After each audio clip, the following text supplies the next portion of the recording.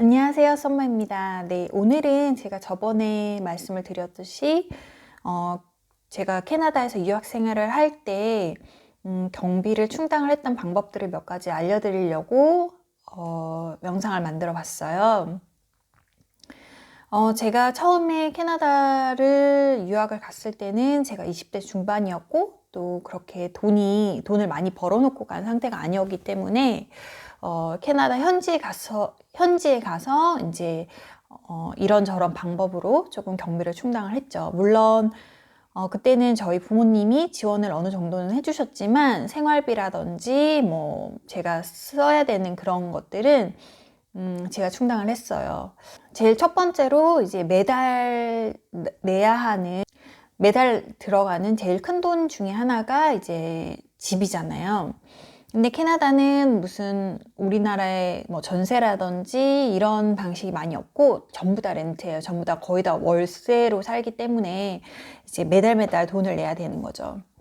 근데 제가 일본 유학 생활을 한 3, 4년 하면서 제가 그때 느꼈던 거는 이사를 많이 다니니까 굉장히 안 좋더라고요. 유학 생활을 하면서 이사를 많이 다니니까 되게 안 좋은 점이 많았어요. 근데 아무래도 유학생 신분에는 이사를 많이 다니게 되고 그리고 단기로 이렇게 렌트를 많이 하기 때문에 저는 일본에서 그때 유학을 할 때 한 7번 정도? 한 4년 정도, 4년 동안 한 7번 정도를 옮겨 다녔던 것 같아요.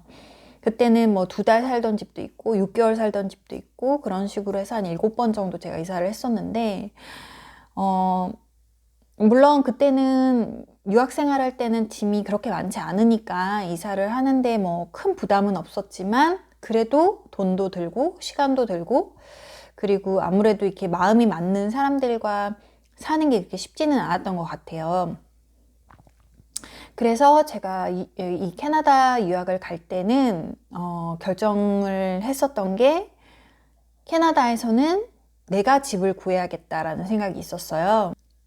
하지만 캐나다는 굉장히 집값이 비싼 도시 중에 하나이기 때문에 좀 고민을 했었지만 그래도 장기적으로 봤을 때는 아무래도 이게 조금 더 절약을 할 수 있는 방법 같았기 때문에 제가 집을 구해서 처음부터 이사를 들어가기를 결정을 한 거죠. 제가 처음에 다녔던 어학원이 이제 북쪽에 있었는데 저는 좀 다운타운 쪽에 살고 싶었기 때문에 다운타운에 살아야 초반에 유학을 할 때는 모든 게 다 근접한 거리에 있고 또 조금 더 캐나다의 토론토의 생활을 조금 더 즐길 수 있을 것 같아서 집을 딱 중앙 다운타운에 잡아야겠다라는 생각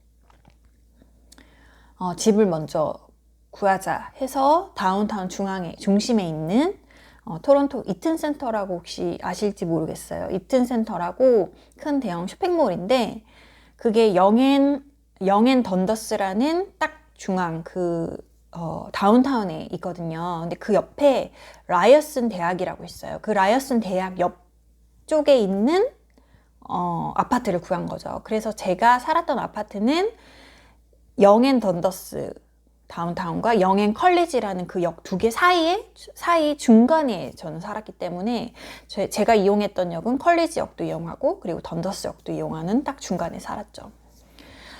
그렇게 또 집값이 조금 비쌈에도 불구하고 제가 그 다운타운에 집을 구했던 이유 중에 하나는 룸메이트를 구해서 살 생각이 있었어요. 제가 이 집을 구했을 때는 원 베드룸이죠. 그러니까 우리나라 원룸이 아니라 방이 하나 있고 거실이 있고 그리고 주방이 있고 화장실이 있는 그런 방 하나가 있는 집을 원 베드룸이라고 하는데 원 베드룸이 있는 조금 큰 집을 구했어요. 그래서 저는 이제 방을 쓰고 이제 큰 거실을 룸메이트를 구한 거죠. 근데 제가 룸메이트를 구할 때는 그 친구들은 어학원을 다니는 친구일 수도 있고 또 전문 학교를 다니는 친구들일 수도 있기 때문에 다운타운에 아무래도 집이 있어야 잠깐 단기로 머무는 친구들은 아무래도 외곽으로 나가기보다는 편리한 다운타운에 있길 원하기 때문에 조금 더 룸메이트를 구하기가 쉬울 것 같다는 생각이 들더라고요. 그래서 처음에 제가 이사를 간 집에 이제 제 방에는 제 방에 가구를 다 넣고, 또 거실에도 중간에 파티션이라고 하죠. 중간에 이렇게 커튼을 쳐주고 굉장히 넓었거든요. 그래서 그 넓은 거실에 중간에 파티션을 주고 침대를 2개를 놨어요. 그래서 한 방을 쓸 수 있게 두 명의 학생이 한 방을 쓸 수 있게 이렇게 만드는 거죠. 책상도 2개를 놔주고 침대도 2개를 놔주고, 그리고 이제 화장실이라든지 주방은 같이 쉐어하는 걸로 살았던 거죠. 그래서 제가 생각했던 것처럼 렌트를 할 때 초기 비용은 조금 들었어요. 가구도 다 넣어야 되고, 그리고 아무래도 월세도 처음에 제가 룸메이트 구하기 전에는 지불을 해야 되기 때문에 조금 가격이 처음에는 있지만, 결과적으로 몇 년이 지나고 나서 생각을 해보니까 이사도 한 번도 저는 하지 않았고, 그리고 룸메이트들은 계속 자리를 채워줬어요. 그 근처에, 제가 살던 집 근처에 어학원이 굉장히 많았기 때문에 어학원도 몇 개 있었고 전문학교도 있었고, 그래서 한국 학생들이 많았죠. 그리고 저는 한국 학생들도 받았지만 또 일본 학생들도 함께 받았거든요. 그래서 일단 경비는, 제가 써야 되는 생활비라든지 경비는 그렇게 방을 제가 월세로 렌트를 해서 룸메이트 2명을 구해서 렌트를 하면서 3분의 1로 확 줄은 거죠. 제가 내야 되는 렌트비는. 하지만 저는 제 방이 있었고, 제 방에 프라이버시를 지킬 수 있는 방이 있었기 때문에 또 학생들이 다 바빴어요. 아무래도 전문대 다니는 친구들이었던 경우도 그렇지만 어학원 다니려고 단기로 왔던 친구들도 결국에는 와서 아침에 일어나서 학교 가서 그 이후에는 친구들하고 어울리고, 뭐 캐나다까지 왔는데 집에 있지 않을 거 아니에요. 그래서 3명의 동선이라든지 그런 시간이라든지 다 달랐기 때문에 뭐 불편함이 없이 살 수 있었죠. 그렇게 첫 번째로 그렇게 해서 저는 좀 경비를 절약을 했었어요. 그리고 2번째는 아르바이트예요. 제가 이 아르바이트에 대해서 또 얘기를 할 게 많은데, 아르바이트는 절대로 한국 가게에서는 하시면 안 돼요. 물론 산지 오래되거나 전문 학교를 다니시는 분들 정도의 그 영어 실력을 가지고 계신 분들이 이제 용돈 벌이로 뭐 한국 가게에서 일을 하시는 거는 괜찮지만, 이제 막 어학원을 다니는 친구들이 한국 가게에서 일을 한다는 거는 굉장히 손해가 커요. 그 이유가, 물론 그 한국 가게들은 대부분 현금을 돈을 주고 학생들을 쓰죠. 그게 법적으로는 당연히 안 되는 거지만 많이들 그렇게 하거든요. 근데 일단 한국 가게에서 일을 한다는 거는 한국 사장이 있을 거고 한국 직원들이 있을 거고, 그렇기 때문에 한국말밖에 결국에는 안 써요. 당연히 외국 손님이 왔을 때는 어느 정도 주문을 받거나 할 때는 쓰겠지만, 그래봤자 뭐 같은 말을 쓰는 것 뿐이잖아요.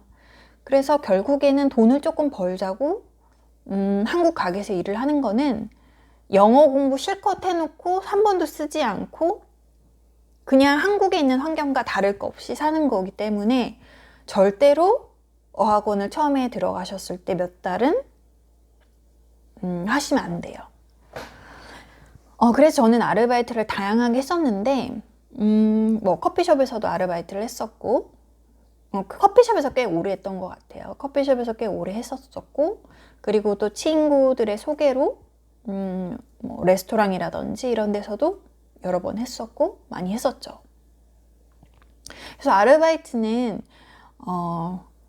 꼭 하시기를 추천을 해요. 전문학교를 다니시면서 아르바이트는 꼭 하시는데, 물론 경비도 충당을 할 수 있지만 더 좋은 거는 영어가 많이 늘어요. 그 현지 사람들하고 부딪히면서 현지인을 사장으로 두고 직원들이 현지 사람인 아이들과 얘기를 하다 보면 영어가 많이 늘고 생활 영어가 많이 느는 거죠. 그리고 3번째는 장보기인데요. 캐나다가, 특히 토론토가 물가가 굉장히 비싸요. 굉장히 비싼데 저는 어쩔 때는 굉장히 놀라는 게, 어느 날 가보면은 그 시리얼 있잖아요. 그게 한 통에 7불씩 8불씩 하는 거예요. 근데 그 다음날 가면 2개에 7불, 아니면 8불 이렇게 하는 거예요. 그래서 굉장히 캐나다는 세일을 정말 많이 하거든요. 세일을 거의 매번 하는데 그 하는 상품들이 그냥 매번 다른 것 뿐이에요. 그래서 제 가격을 주고 절대 사지 말라는 게 제 세 번째 팁입니다. 캐나다에 있는 여러 가지 그런 슈퍼들이 있어요. 대형 마트들이 있는데 뭐 저렴한 것부터 또 좀 비싼 브랜드까지 다양하게 있는데 그 모든 마트의 공통점은 항상 세일을 하는 상품이 있다라는 거죠. 근데 그 세일을 하는 상품이 뭔가 나쁘거나 질이 안 좋거나가 아니라 어떤 특정 상품은 항상 그렇게 세일을 해요. 돌아가면서.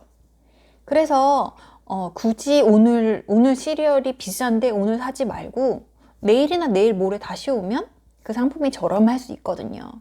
가격이 정말 저렴할 때는 반 아니면 뭐 60%, 70%까지 할 때도 있기 때문에 제 가격을 주고 절대로 사지 마라. 유학할 때는. 그리고 그런 캐나다 가게보다는 지금은 아무래도 우한 때문에 좀 멀리 하셔야겠지만 우한 폐렴 때문에 조금 멀리 하셔야겠지만 차이나타운이라든지 코리아타운에 가시면 훨씬 저렴해요.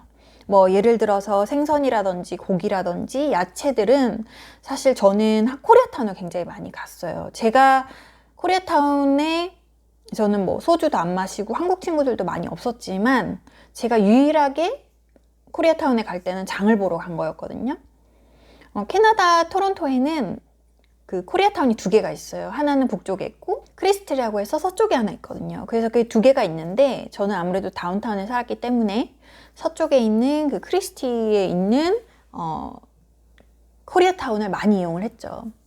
거기 가면 같은 채소지만 같은 과일이지만 가격이 어마어마하게 싸요. 그래서 캐나다에 있는 브랜드라든지 마트를 이용하지 마시고 일주일에 한 번 정도는 장을 보러 코리아타운이나 차이나타운에 가시면 괜찮을 것 같아요. 그래서 제가 이렇게 4가지 정도의 팁을 드렸는데 이 유학 생활을 할 때는 정말 많은 거를 절약하고 줄여야 하거든요. 물론 굉장히 돈이 많아서 가는 케이스는 좀 다르겠지만 대부분의 유학생들은 본인들이 또 어느 정도는 부모님이 지원을 해주셔도 어느 정도는 자기가 충당해야 되는 부분이 있잖아요. 그렇기 때문에 이런 팁들을 잘 기억을 하시고 많이 절약을 하시길 바래요. 네. 그러면 저는 또 다음에 다른 주제로 또 찾아볼게요.